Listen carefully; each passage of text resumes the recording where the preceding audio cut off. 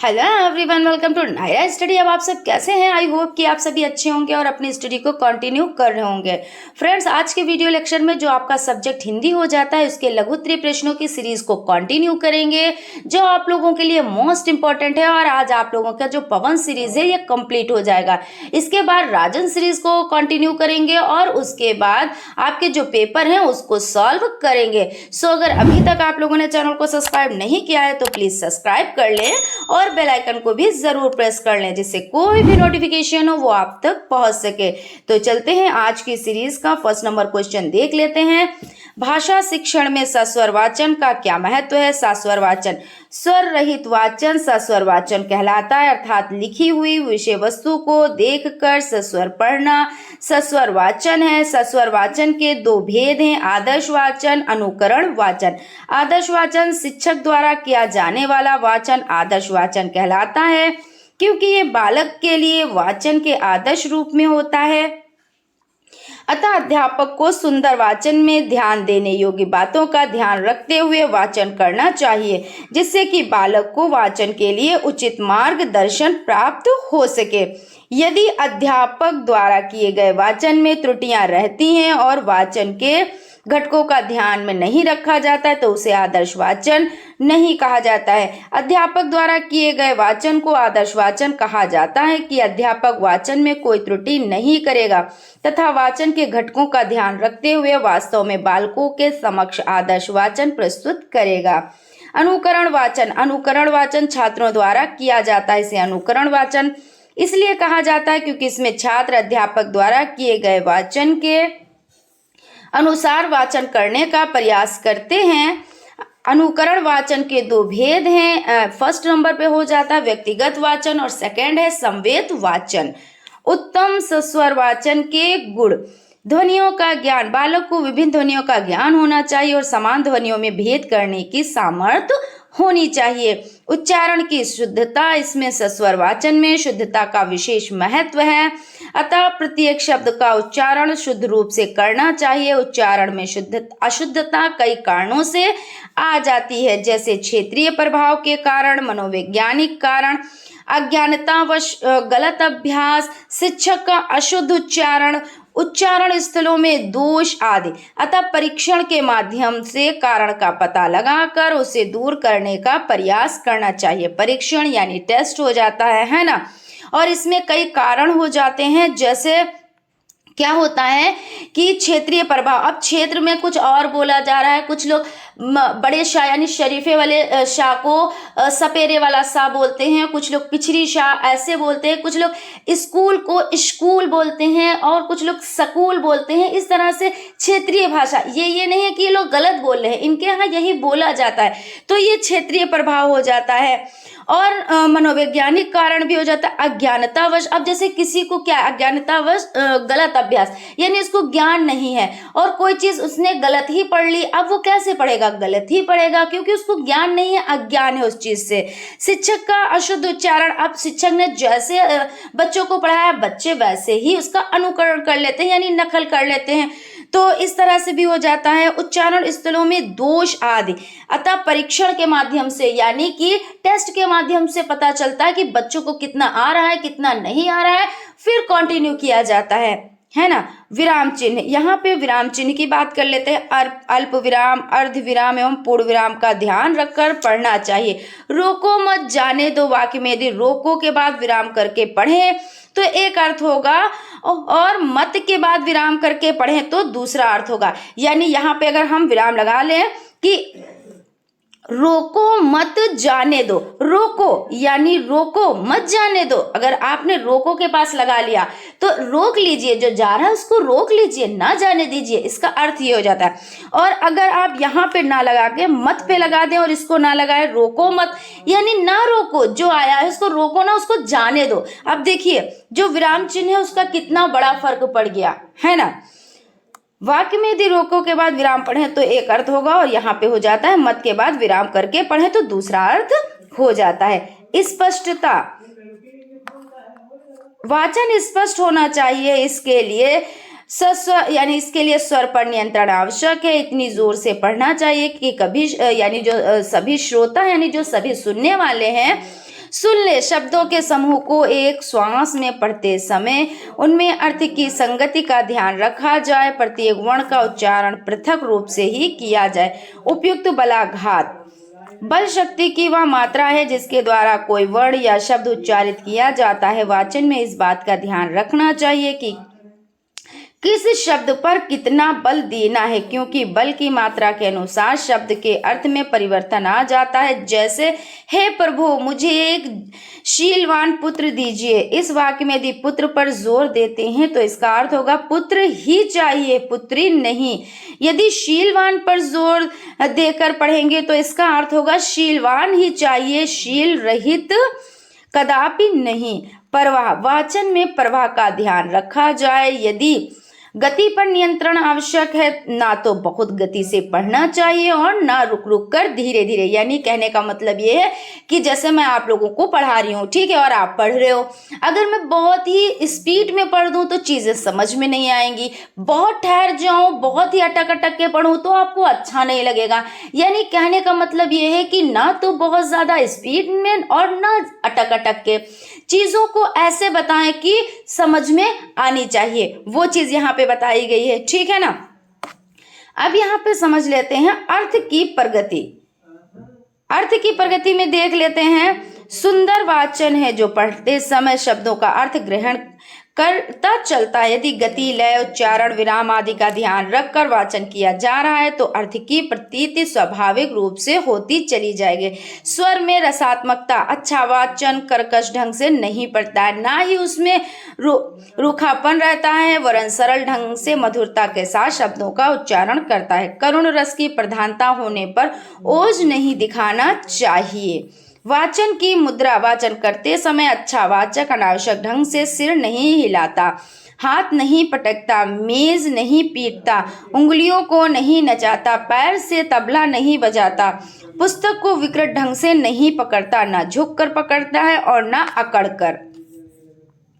रुचि, पढ़ते समय अच्छा वाचक पढ़ने में रुचि लेता है, उसे वाचन में आनंद आता है। उसकी रुचि देखकर श्रोता भी आनंद होते हैं। वाचन में उसे ना तो ऊब आती है और ना ही इसे वह व्यर्थ का काम समझकर टालता है। यानी अगर रुचि है तभी तो, अगर आपको अच्छा लग रहा है तभी आप पढ़ोगे, अच्छा नहीं लग रहा है तो मतलब आप नहीं पढ़ोगे। तो ये चीज हो जाती है कि उसको अगर किसी के काम की भी वो चीज नहीं है, आपको ऐसे पढ़ाना चाहिए कि जो सुन रहे हैं वो कहते नहीं कि भाव विभोर हो जाए और आपकी वो चीज उनके काम की भी नहीं है, यानी काम का मतलब उनके सिलेबस का भी नहीं है, लेकिन फिर भी वो आपको सुन रहे हैं। क्यों सुन रहे हैं?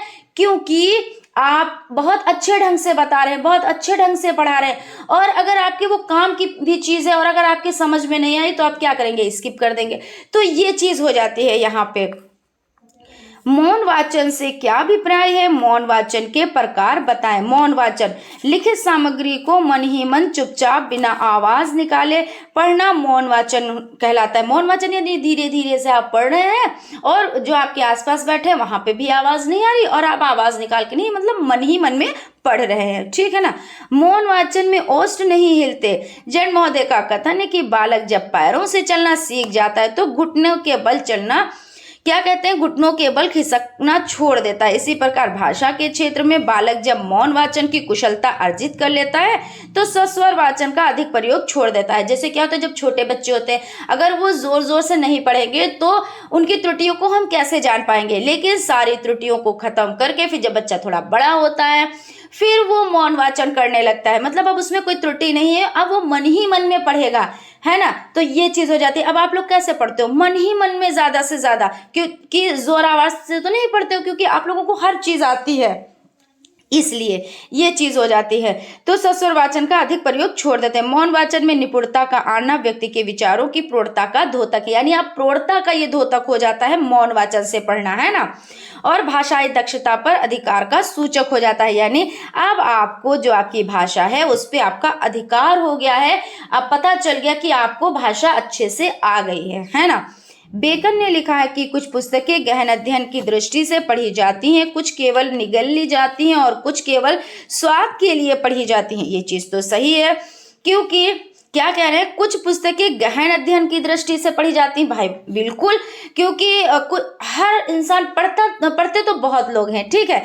कुछ को इतना ज्ञान हो जाता है, इतना ज्ञान हो जाता है कि उसका कोई अंदाजा ही नहीं होता है। कुछ लोग वही पुस्तक को पढ़ेंगे लेकिन इतना ज्ञान रहता है कि हाँ ठीक है, इतना पढ़ लिया, एग्जाम में पासिंग मार्क्स मिल जाएंगे। कुछ लोग सिर्फ स्वाद के लिए पढ़ते हैं, मतलब एक दिन एग्जाम का बच्चा इसको देख लिया, इधर से उधर जाके लिखा है, कुछ तुक्काबाजी करा है और उसमें लक के ऊपर छोड़ा है कि पता नहीं कैसा होगा और नंबर कितने मिलेंगे, पास होगा या होंगी या नहीं होगा या नहीं होंगी, इस तरह से। लेकिन जिन्होंने गहन अध्ययन किया है तो उनको कॉन्फिडेंस होता है, फुल कॉन्फिडेंस होता है कि नहीं, हम इतना करके आए, 1-2 नंबर ऊपर नीचे होने की कोई बात नहीं, क्योंकि कुछ भी हो जाता है 1-2 नंबर में, लेकिन इतने नंबर तो हमें मिलने ही मिलने हैं। वो कौन इतना कॉन्फिडेंस कर सकता है? कॉन्फिडेंस वही कर सकता है जिन्होंने गहन अध्ययन किया है ना। तो यही चीज यहाँ पे हो जाती है। बेकन के उपयुक्त कथन से भी स्पष्ट होता है कि मौन पठन के 2 प्रकार होते हैं। कौन कौन से होते हैं इसको भी देख लेते हैं। द्रुत मौन पठन। द्रुत मौन पठन का उद्देश्य विशेष रूप से मनोरंजन की प्राप्ति है। पुस्तकालय अथवा घर पर विभिन्न पत्र पत्रिकाओं तथा समाचार पत्रों को पढ़ना इस प्रकार के मौन पठन के ही अंतर्गत आता है। द्रुत पठन के नाम से भी स्पष्ट है कि शीघ्रता पूर्वक किया जाने वाला पठन। इसमें विषय वस्तु सरल एवं बोधगम्य होती है। द्रुत मौन पठन के निम्न उद्देश्य हैं: सीखी हुई भाषा का अभ्यास करना, साहित्य से परिचय प्राप्त करना, अवकाश का सदुपयोग करना, सूचना एकत्र करना, आनंद प्राप्त करना। गंभीर मौन पठन। गंभीर अथवा गहन पठन उस विषय वस्तु का किया जाता है जो सारगर्भित, तथात्मक तथा क्लिष्ट भाषा में बद्ध होती है, जिससे अधिक चिंतन की आवश्यकता होती है। गंभीर वाचन में पाठ्य वस्तु के प्रत्येक शब्द को पढ़ना व समझना आवश्यक होता है। गंभीर मौन पठन के निम्न उद्देश्य हैं: भाषा पर अधिकार करना, विषय वस्तु पर अधिकार करना, नवीन सूचना एकत्रित करना, केंद्रीय भाव की खोज करना। ये हो जाते हैं। अब देख लेते हैं, क्वेश्चन है, पाठ योजना की परिभाषा देते हुए पाठ योजना की आवश्यकता बताइए। पाठ योजना की परिभाषा पहले देख लेते हैं। पाठ योजना क्या होता है आप लोग बहुत अच्छे से जानते हैं, है ना। पाठ योजना एक योजनाबद्ध तरीके से पढ़ाने की विधि है। हार्वर्ड पंचवटी के अनुकूल पूर्वाज्ञान पर आधारित एक नवीन ज्ञान प्रदान किया जाता है। पाठ योजना की परिभाषा देते हुए कमला भाटिया एवं बलदेव भाटिया ने कहा है, पाठ योजना से पता चलता है कि बालकों ने क्या पढ़ा है, आगे किस दिशा में उनका मार्गदर्शन किया जाए और तत्काल क्या पढ़ाया जाए। बॉसिंग महोदय ने पाठ योजना की परिभाषा इस प्रकार दी है: पाठ योजना उन उपलब्धियों का शीर्ष है जिन्हें शिक्षक कक्षा में प्राप्त करना चाहता है। इसमें वे सब साधन तथा क्रियाएं भी आएंगी जिनकी सहायता से वे उपलब्धियां प्राप्त की जाती हैं। पाठ योजना के अर्थ को समझ लेने के बाद दैनिक पाठ योजना का अर्थ भी अवश्य समझ लेना चाहिए। अब देख लेते हैं, दैनिक पाठ योजना छात्रों को संपूर्ण पाठ की योजना बनाकर एक ही दिन में पढ़ाना संभव नहीं है, अतः उसे छोटी छोटी अवंतियों में बांटकर पढ़ाना पड़ता है। अब जैसे हम आपका ये जो सीरीज है एक ही दिन में कंप्लीट करा दे तो क्या आप लोगों को समझ में आएगा? नहीं, इसका एक पाठ योजना बनाते हैं। पाठ योजना में आज हमें इतना पढ़ाना है, आज इस सब्जेक्ट के इतने क्वेश्चंस कंप्लीट कराने हैं, आज इस सब्जेक्ट के इतने क्वेश्चंस कंप्लीट कराने हैं, जो आने वाला कल है उसमें हम इतने जो सब्जेक्ट है उसमें ये चीजें कंप्लीट कराएंगे। तो ऐसे क्या होता है,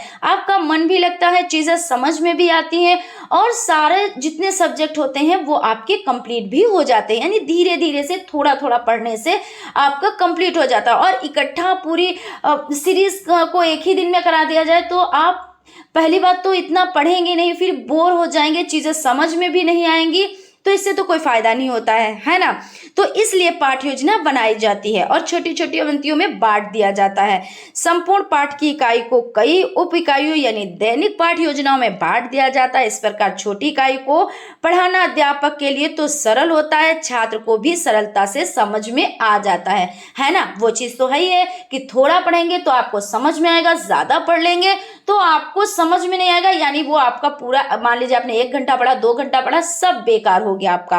और आपने भले 20 मिनट पढ़े लेकिन वो चीजें आपकी समझ में आ गई। तो इसीलिए पाठ योजना बनाया जाता है। पाठ योजना की आवश्यकता में यही चीजें होंगी, यही चीज होती है कि इसलिए कि भाई अच्छे से समझ में आए, थोड़ा थोड़ा पढ़ेंगे तो अच्छे से समझ में ही चीजें आएंगी, है ना। अप्रशिक्षित अध्यापक कभी पाठ को योजनानुसार प्रश्न विधि से नहीं पढ़ाते। क्या कह रहे हैं? अप्रशिक्षित यानी जिन्होंने प्रशिक्षण नहीं लिया है वो लोग नहीं बनाते हैं। प्रशिक्षण महाविद्यालयों में पाठों की योजनानुकूल पाठ योजना बनाकर एक ही पूर्व ज्ञान से संबंध रखते हुए प्रस्तावनात्मक प्रश्नों के सहारे नवीन ज्ञान के पुराने ज्ञान को जोड़ा जाता है। योजनानुकूल पढ़ाने की आवश्यकता अध्यापक को अनेक कारणों से है। योजना के सहारे अध्यापक का कार्यक्रमबद्ध तथा सुव्यवस्थित हो जाता है। शिक्षण के उद्देश्य स्पष्ट हो जाने से पाठ को पढ़ाना सरल हो जाता है। पाठ की रूपरेखा सामने रहने पर अध्यापक आत्मविश्वास तथा दृढ़ता से पाठ को पढ़ा लेता है। शिक्षक पाठ्य वस्तु को सुव्यवस्थित रूप से संजो लेता है। यानी अभी आपको थोड़े थोड़े नोट्स मिल रहे हैं, आप लोग अच्छे से पढ़ रहे हो, है ना, और एकदम से मैं इकट्ठा सारे नोट्स दे दूं तो आप उनको कहाँ संजो पाएंगे। ऐसे थोड़ा सा है, आपने उसके नोट्स भी बना लिए, उसका रिवीजन भी कर लिया और आपको पता भी आपने इतना तैयार कर लिया, है ना। छात्रों की मार्गदर्शन उचित प्रकार से किया जाता है। अध्यापक निश्चित उद्देश्य सामने होने पर सरलता से पढ़ा लेता है। अध्यापक पर ही शिक्षा के अन्य अंग यथा पाठ्यक्रम, पाठ्यवस्तु, अनुशासन तथा विद्यालय व्यवस्था का आयोजन किया जा सकता है।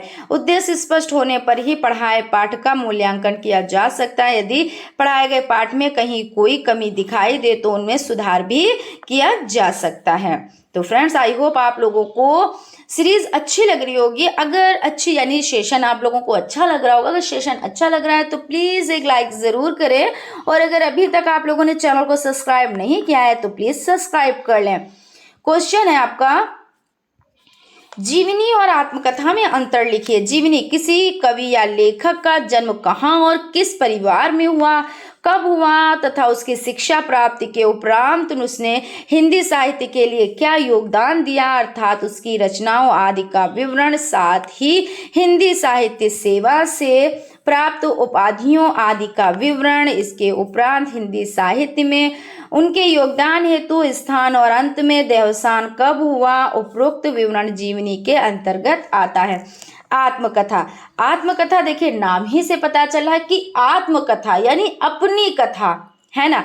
आत्मकथा में किसी साहित्य द्वारा स्वयं किसी विशेष विषय पर लिखा जाता है ना, किसी विशेष पर लिखा जाता है जिसके अंतर्गत अपने जीवन पर आधारित घटना विशेष का वर्णन होता है।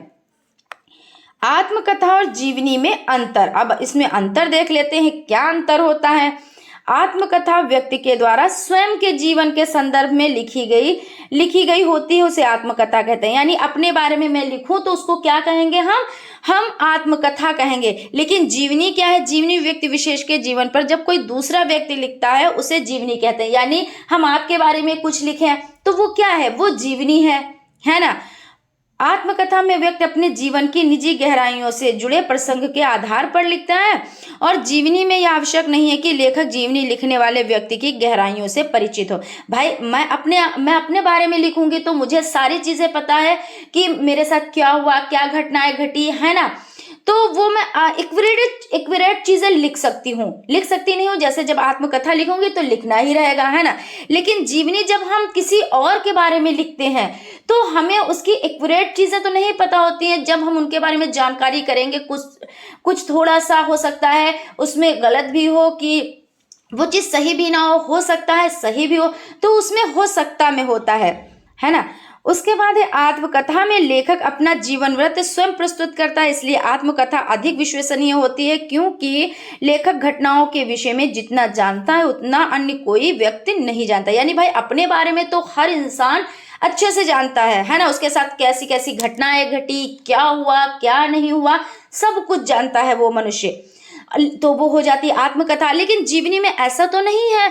जीवनी लिखने वाले व्यक्ति को जीवनी लिखने के लिए यही सामग्री विभिन्न स्रोतों से एकत्रित करनी पड़ती है। यदि चरित्र नायक इतिहास पुरुष हो तो जीवनीकार को उसके जीवन को लेकर व्यापक शोध करना पड़ता है। यानी वही चीज हो गई कि भाई हमें दूसरों के बारे में इतनी जानकारी तो नहीं प्राप्त है, जिसने जैसा बता दिया वैसा हमने समझ लिया, वैसा हमने मान लिया, तो ये हो जाता है।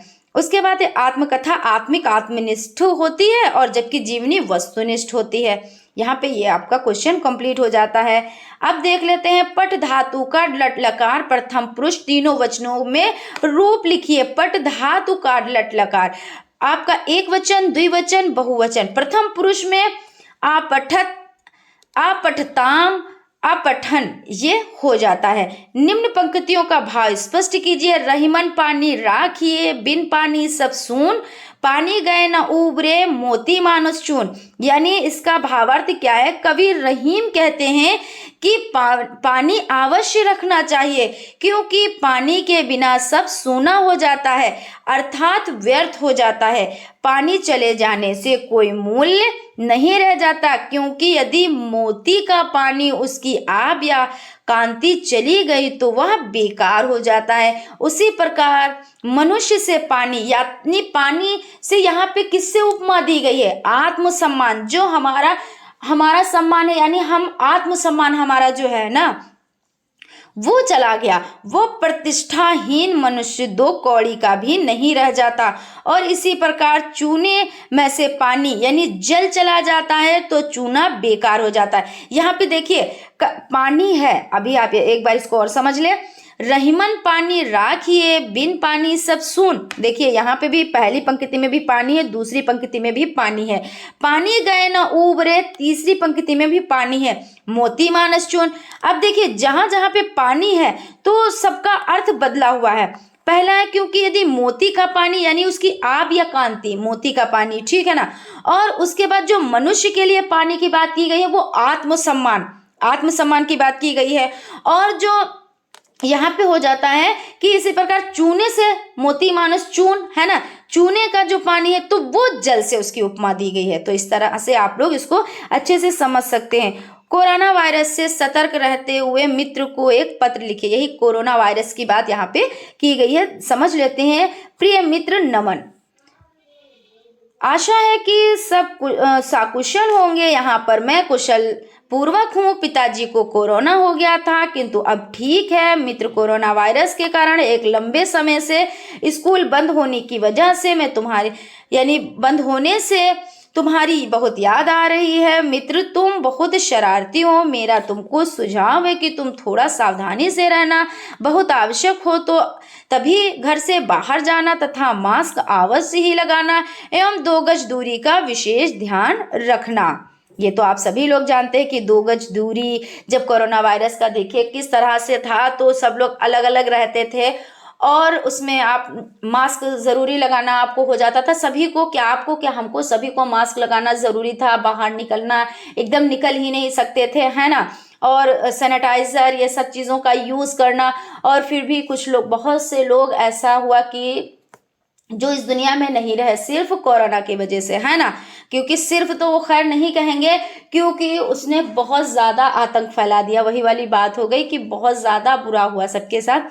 हम सभी को भारत सरकार द्वारा दिए गए दिशा निर्देशों का पालन करते हुए जीवन यापन करना है। तुमको अपने यानी अपने और अपने परिवार सभी का ध्यान रखना है। आदरणीय आंटी अंकल जी को मेरा चरण स्पर्श करना, तुम्हारा मित्र पवन। आप इस तरह से लिख सकते हैं। ये जरूरी नहीं कि यहाँ पे मित्र पवन लिखा है, आप XYZ भी लिख सकते हैं। और डेट का तो रहता है, वो तो आप लोग बहुत अच्छे से जानते हैं कैसे क्या किया जाता है ना। अब यहाँ पे क्वेश्चन हो जाता है, ग्रीष्म अवकाश में की गई यात्रा का वृत्तांत कीजिए। अब क्या कह रहे हैं, जो ग्रीष्म अवकाश है, जो गर्मियों की छुट्टी होती हैं, उसमें जो यात्रा की गई है तो उसका जो है उसके बारे में लिखना है। क्योंकि सभी लोग जब छुट्टियां होती है तो घूमने जाते हैं ना, ज़्यादातर लोग जाते हैं, ऐसे ही कोई नहीं जाता ना, ज़्यादातर ही सभी लोग जाते हैं। मैंने इस वर्ष ग्रीष्म अवकाश में आगरा का भ्रमण किया, वहां पर ताजमहल का भ्रमण किया, जिससे मैंने देखा कि ताजमहल एक ऐतिहासिक इमारत है तथा दुनिया के 7 अजूबों में से एक है। शाहजहां ने अपनी बेगम मुमताज़ की याद में ताजमहल बनवाया था। ताजमहल सफ़ेद संगमरमर की बनी एक ऐतिहासिक इमारत है। ताजमहल पर भ्रमण से मुझे शाहजहां और मुमताज़ के विषय में जानकारी प्राप्त हुई है। ताजमहल की कारीगरी वाकई बेहद खूबसूरत है। इस तरह से आप लिख सकते हैं। और जो भी आपके मन में, जैसा आप गए हैं घूमने, ताजमहल आपने देखा है, तो आप अपने तरीके से भी लिख सकते हैं जो जो चीज़ें आपने देखी है। उसके बाद हो जाता है आपका आकस्मिक अवकाश लेने के लिए एक प्रार्थना पत्र लिखिए। आकस्मिक यानी अचानक से, है ना। जिला शिक्षा एवं प्रशिक्षण संस्थान आगरा। मान्यवर निवेदन है कि मैं संस्थान में विज्ञान का अध्यापक हूँ। इन दिनों मेरी माताजी का स्वास्थ्य खराब है, इस कारण मुझे विद्यालय आने में विलंब हो जाता है। मैं उन्हें दिखाने दिल्ली ले जा रहा हूँ, तब मुझे 10 दिन का आकस्मिक अवकाश चाहिए। कृपया मेरा 10 दिन का आकस्मिक अवकाश स्वीकृत करने का कष्ट करें। प्रार्थी दिवाकर सिंह। कक्षा में प्रथम श्रेणी में उत्तीर्ण होने पर पिता को खुशी प्रकट करते हुए पत्र लिखिए। आदरणीय पिताजी, नमस्ते। आपका पत्र प्राप्त हुआ, पढ़कर प्रसन्नता हुई कि आप मेरे परीक्षा परिणाम के लिए अत्यधिक चिंतित रहते हैं। आपको सुनकर अत्यधिक खुशी होगी कि मेरा परीक्षा परिणाम अच्छा रहा। मैं अपनी कक्षा में प्रथम श्रेणी में पास हो गया हूँ। साथ ही नई कक्षा भी प्रारंभ हो गई है। मुझे नई कक्षा में नयापन लग रहा है, किंतु कुछ परिवर्तन भी लग रहा है। मैं अगले महीने आप सबसे मिलने घर पर आऊँगा। माता जी को मेरा प्रणाम कहना और छोटे भाई बहनों को बहुत सारा प्यार। आपका पुत्र XYZ। कुछ भी है ना। कक्षा में बच्चों की बैठने की व्यवस्था को ठीक करने के उद्देश्य से बेसिक शिक्षा अधिकारी को एक पत्र लिखिए। ये 2017 में आया हुआ क्वेश्चन है, देख लेते हैं। बेसिक शिक्षा अधिकारी प्रयागराज। मान्यवर निवेदन है कि मैं बेसिक विद्यालय डैश डैश, यहाँ पे विद्यालय का आप ऐसे ही लिख दीजिएगा कि कक्षा 5 का छात्र हूँ। यहाँ कक्षा में बालकों के बैठने की व्यवस्था बिल्कुल ठीक नहीं है।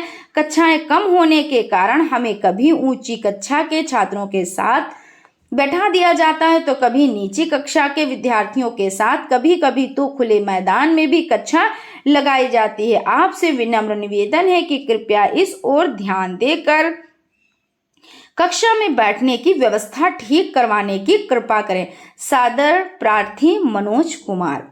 यथाविधि त्रिफला, शीतोष्ण व चक्रधर शब्दों में समास विग्रह करते हुए प्रयुक्त समासों के नाम लिखिए। यथाविधि, विधि के अनुसार। अव्ययभाव समास ये हो जाता है। त्रिफला, तीनों फलों का समाहार। दिग्गु समास हो जाता है। शीतोष्ण, जो शीत है जो उष्ण है। कर्मधार समास। चक्रधर, यानी चक्र को धारण करने वाला तत्पुरुष समास हो जाता है। उसके बाद है पुनर्बलन शब्द से क्या अभिप्राय है, सोदाहरण लिखिए। पुनर्बलन के अंतर्गत वे सभी क्रियाओं तथा तथ्य आ जाते हैं जिनमें विवश होकर छात्रों को क्रियाएं करनी पड़ती हैं। अध्यापक का आदेश, स्वयं की इच्छा, बड़ों का सम्मान तथा सामाजिक मर्यादा से प्रभावित होकर जो कार्य किए जाते हैं वे सभी पुनर्बलन के अंतर्गत आते हैं। निम्नलिखित वाक्यों को शुद्ध रूप में लिखिए। पुस्तक समर्पण की, उनका रहन सहन का दर्जा ऊंचा है। सभा में विरोध प्रकट किया गया। मेरे को बाजार जाना है।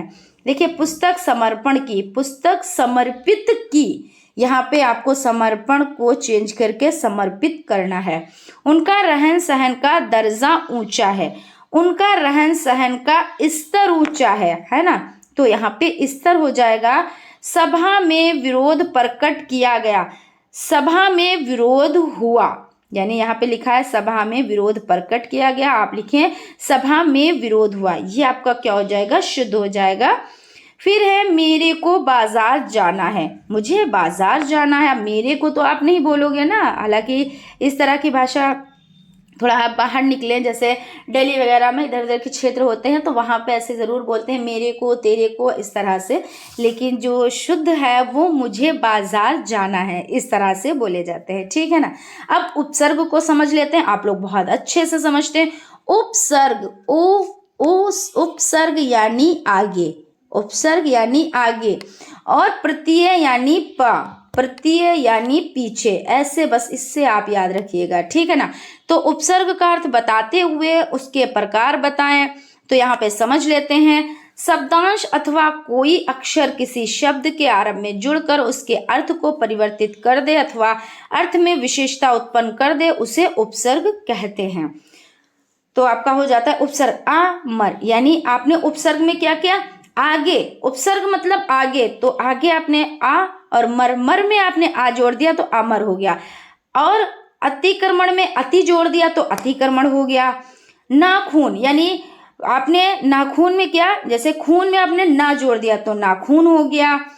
पुतली, पुतली यानी पुतली, पा में छुटऊ की मात्रा और तली में आपने पा में छुटऊ की मात्रा जोड़ दी तो पुतली हो गया। इस तरह से अंडव्रत, अंडव्रत हो गया। आर्त, अधिक, अत्यधिक, अति अधिक होता है, अति अधिक। अनैतिक, अनैतिक। आलेख यानी आलेख। उत्तर केंद्र, उत्केंद्र। चक्र, अधिकारी, चक्राधिकारी। त्रैमासिक, त्रैमासिक हो जाता है। नाव अंतरण, नावंतरण हो जाता है। न्याय आलय, न्यायालय हो जाता है। ठीक है ना। अब प्रत्यय तथा उपसर्ग में क्या अंतर है? वही चीज कि देखिए प्रत्यय कहाँ पे लगते हैं? पा से प्रत्यय और पा से पीछे, और उपसर्ग छठा ऊ से उपसर्ग और छठा आ से आगे। तो आप अंतर आराम से लिख सकते हैं, कोई दिक्कत नहीं है। प्रत्यय के अंतर्गत किसी शब्द के अंत में कोई अक्षर अथवा शब्दांश लग जाने से उस शब्द का अर्थ परिवर्तित हो जाता है, उसे प्रत्यय कहते हैं। जैसे कड़वा शब्द के बाद हट लग जाने से कड़वाहट हो जाता है। उसके बाद है प्रत को यानी प्रत्यय दो प्रकार के होते हैं, कृत प्रत्यय और तदित प्रत्यय। कृत प्रत्यय क्रिया में धातु रूप से पश्चात लगाने वाले शब्दांश को कृत प्रत्यय कहा जाता है। जैसे पढ़ में धातु में शब्दांश आई जोड़कर पढ़ाई बन जाता है। इस प्रकार प्रत्ययों को जोड़कर संज्ञा, विशेषण तथा अव्यय शब्दों की रचना की जा सकती है। तदित प्रत्यय धातु के अतिरिक्त संज्ञा, सर्वनाम, विशेषण इत्यादि शब्दों में शब्दांश को जोड़कर तदित प्रत्यय बन जाता है। जैसे पुस्तक शब्द में आले को जोड़कर पुस्तकालय बन जाता है। कुछ प्रत्यय निम्नलिखित हो जाते हैं। अधिकृत यानी अधिकृत हो जाता है। अनुक्रमणिया, अनुक्रमणिया, अनेक, अनुक्रमणिका, अनेकार्थ, अनेकार्थ, अनुरूपता, अनुरूपता, उच्चतम, उच्चतम हो जाता है। कर्मशाला, कर्म में शाला यानी कर्मशाला। गिनती, गिनती हो जाता है। ज्येष्ठता, ज्येष्ठता। त्यागपत्र, तो त्यागपत्र हो जाता है। प्रत्यय तथा उपसर्ग में अंतर, किसी शब्द के अंत में जोड़ा जाता है। जैसे कार्य प्लस आलय, कार्यालय। आलय को कार्य के बाद जोड़ा गया है। क्या है? तो आलय को कार्य के बाद जोड़ा गया है। बाद मतलब पीछे, तो मतलब प्रत्यय। उपसर्ग में शब्दांश को शब्द से पहले जोड़ा जाता है। जैसे पालन से पहले अनु, तो अनुपालन जोड़ देते हैं, अनुपालन बन जाता है। समास किसे कहते हैं? बहुवीर समास के दो उदाहरण लिखिए। सामासिक पद किसे कहते हैं? अथवा, है ना। सामासिक पद पहले ये समझ लेते हैं।